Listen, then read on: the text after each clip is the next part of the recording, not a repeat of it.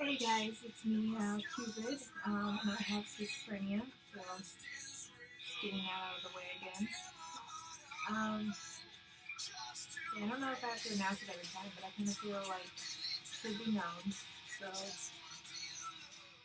that people understand what they're watching every single time, just in case you're coming in for the first time. So the subjects that I want to talk about today are the day-to-day life of a schizophrenic, um, lifespan of a schizophrenic. I didn't get to these subjects the other day, so that's why I'm going with them today. Hypervigilance, um, and the try not to look crazy thing that a lot of schizophrenics go with. Um, so to start, um, let's go with day-to-day life. So schizophrenia, with schizophrenia, you need to have a routine. It's the best way to keep yourself from, I don't know, from depression, from having issues that are, just out of the norm, um, things that can happen when you do out of the norm things yourself. So, keeping in a routine is a great way to help keep your mind distracted and keep you in a routine of your day-to-day life. I don't know. I've read a lot of things, and I've known for a long time, having mental health issues myself, that a routine has always been the best way to deal with mental health issues.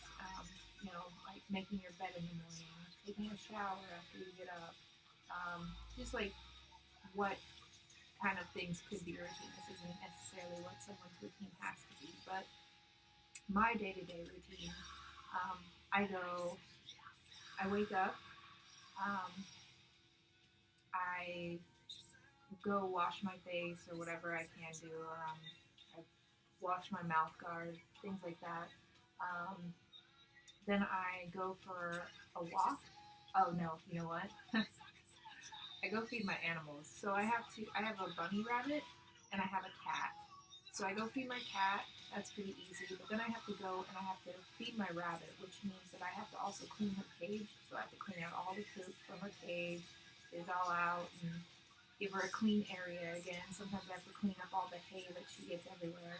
Then I give her hay, and then I give her pellets, and I make sure she has water, and then I go for a walk.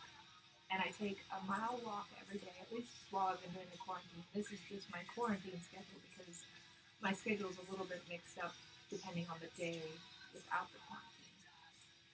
Um, and then depending on whether it's what day of the week I have homework as well that I have to do.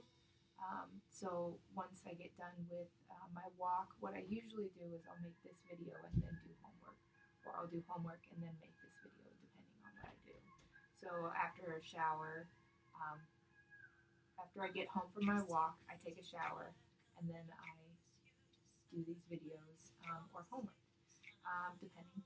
So, um, and that's just like my routine. Like after that, I watch TV and make dinner and things like that, depending on what time it is, of course. So I watch TV until I make dinner or have dinner, and then I kind of do other stuff.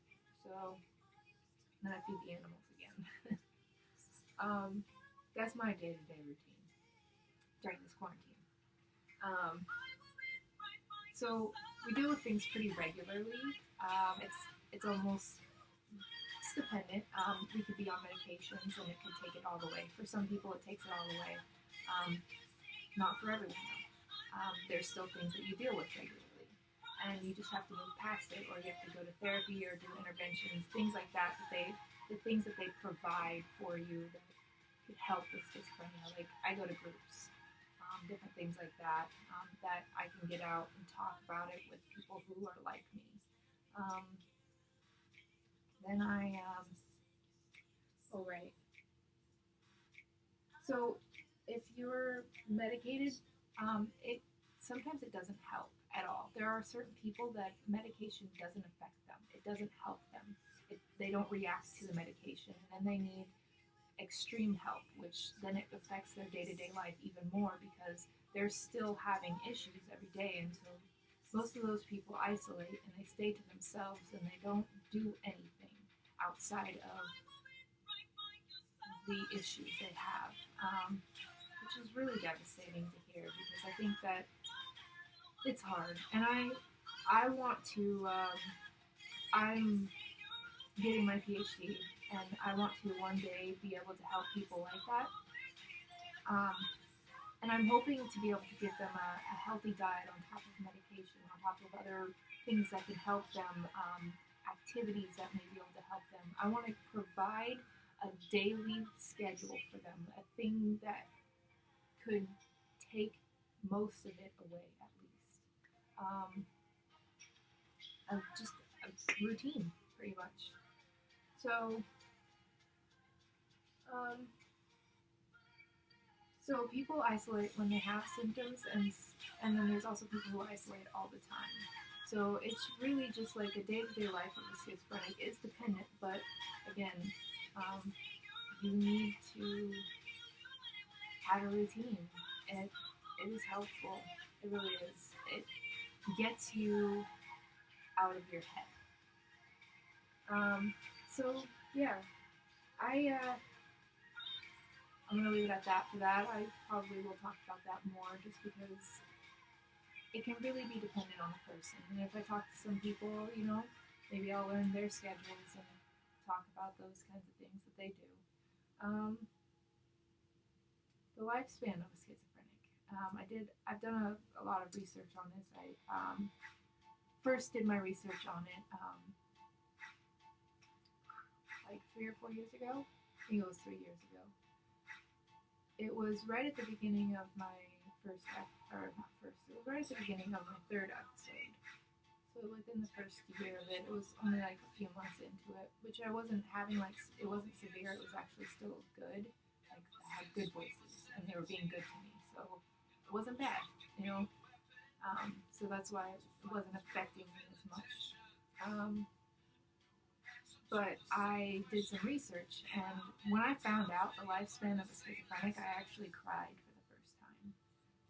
It had only been a few years since I had been diagnosed, and I knew I had it even longer than when I was diagnosed with it. I just knew, just because I've known mental health issues my whole life, like I said, and I was diagnosed with schizophrenic when I was a kid. And they told me all about schizophrenia, and this was after I, was seeing my cat around the house, my dead cat. So, when I was a kid, I learned about that, and as an adult, I learned about it, so I knew.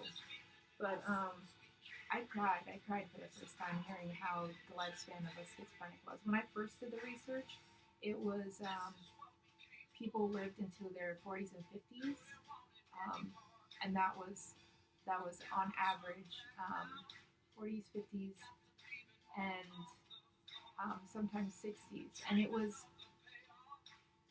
kind of interesting. I did some research again today before doing this video, and it says that a schizophrenic, on average, they've done studies, lives up to 70% of their life compared to someone who lives 100% of their life. So an average person lives, a certain amount of time. We live 25 years less. So that's about 70% of our life. What could be our life, obviously, because our life obviously ends. The reason why this happens, and I know this is kind of like devastating news to hear, especially if you're schizophrenic, but the reason why this happens is because when we get into our delusions, it causes stress, and stress does damage to your body. It really does. It does a lot of damage to your body, whether you believe it or not. It's true. I promise. And lack of self-care.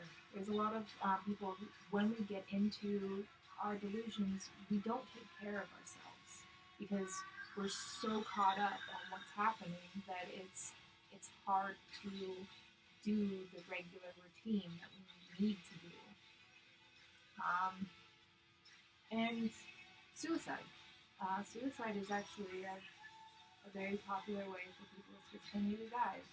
I mean, imagine just having to deal with this on a regular day basis. It's a scary life, you know. So if you had to deal with this regularly, you probably would get to a point where it's like, I can't do it anymore. You know, and people do. People get there all the time, just wanting to end their life. And I've been there. I have a scar right here. Right here, sorry. I cut down my vein. That's one of the times. I've also overdosed a couple of times. Um, it's usually during my episodes that like when I get to the dark parts of my episodes. That's when I'm like, I can't do it anymore, and it gets scary. And I know I've said this a million times, but you don't understand it until you're in those shoes. You will never understand it until you're put in that position. And I've talked about this quite a few times. I feel like there needs to be this like VR um, game that shows you the life of a schizophrenic, like where you just have to live in the shoes of a schizophrenic for a day, and even that won't show you exactly what it's like, but it'll give you kind of a perspective where you have like headphones on and you have the VR thing on, and it just having to live in that life for even just an hour or whatever, even just a few minutes, you have to see what it's like. Um, so I think I've talked about this before too, but people with schizophrenia have hypervigilance. We're very aware of our surroundings constantly, being completely aware of the things that are happening because we're so scared, paranoid, just unsure what to believe or how to feel. You know, you just constantly have to know what's going on. Every little detail is literally stuck in your brain, just there. And I'm been told by my doctors that I'm very hypervigilant, that I pay attention to too much. Just too much happens in my brain constantly. My brain is processing everything that is happening around me, which is why people with schizophrenia are very brilliant because they know a lot. I am constantly analyzing my whole 360 surroundings, constantly paying attention to every person. When they walk in the room, I look. I like when they, come around. If they do something, I'm looking. I'm paying attention. I'm watching. I've talked about this before too. I'm a people watcher. I will sit there and I will watch people and pay attention to them. But not just because, I like to watch people, but because I also want to be aware of my surroundings. I want to know what's happening in my area so that I can be aware if anything goes down, what is, you know, happening. I can be aware that it's going to happen, that I can know when it's about to happen. Um, I I pay attention to smells, um, the taste of things very highly. Um, just very hyper vigilant about everything. I have to I have to know, or else I don't feel safe. And even then, even when I know, I'm still like on the go, not relaxed. Which is another reason why people with schizophrenia tend to isolate. Um, because we're so hyper vigilant, it's hard for us to be around an area that we don't know because we have to know our surroundings to feel safe. Um, it's it's just a crazy world we're living in without having schizophrenia, and for us to live with that on top of having to deal with the crazy world out there, you have to have hypervigilance. You have to be aware. It's I'm trying to figure out a way to describe it because I tried to describing this before, like the hypervigilance. and how it feels when you're just like in that paranoia of having to watch your own back and know everything that's happening around you, and just like all of that. The best way to describe it, I've been thinking of the words of how to do it. Um, I guess,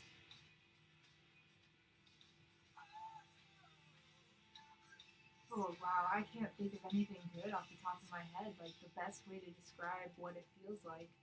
Um, I think it's literally like you're a special agent in like like a place where people are trying to kill you.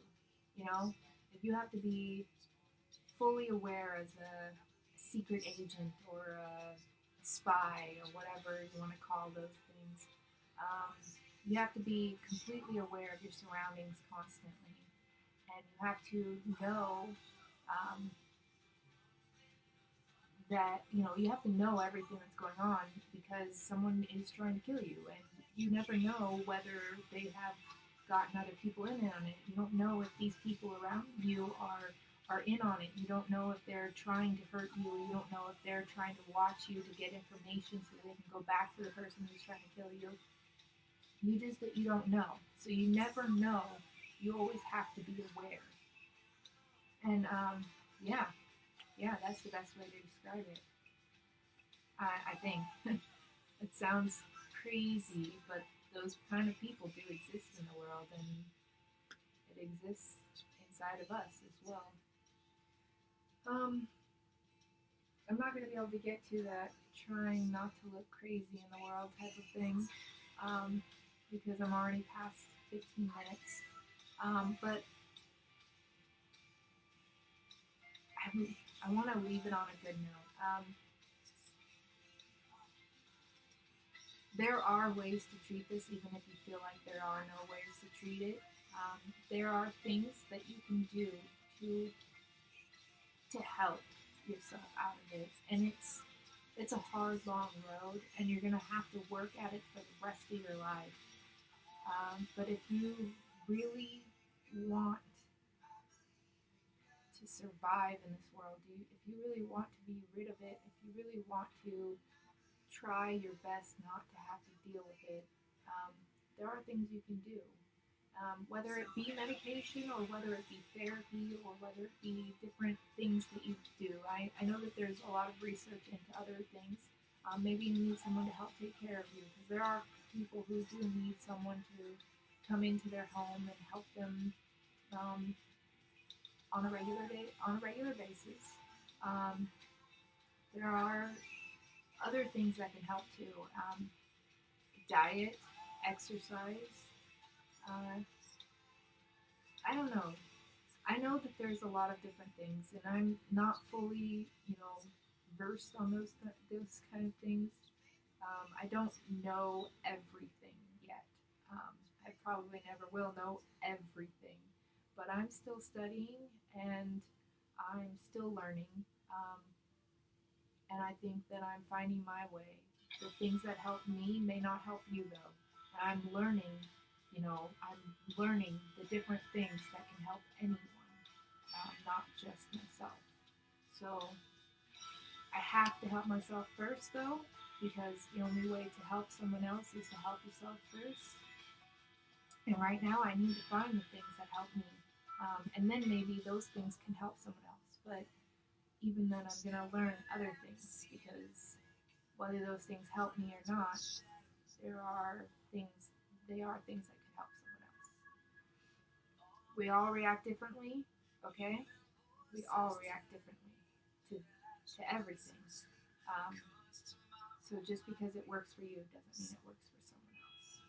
But sometimes you're lucky, and sometimes the things that work for you will work for someone else. That doesn't mean that everything will. Though. I love this song. I'm not crazy, I'm just a little well I know. I remember when the song came out and I was like, it's me. Oh god. Such a cheesy person I am. Um, yeah, so So let's come back around to all of this another time maybe, and I will make another video tomorrow, you guys. But for now, this is everything, and I hope you guys enjoyed it. I hope that it gives you more information, more insight, and I hope it helps some people out there. Stay beautiful, stay wonderful, stay amazing, stay unique, stay you. Remember, uh, I want everyone to remember this. The world would not be the same without you in it. Um, the world needs you. So be you, be you, be you. And peace and love, guys.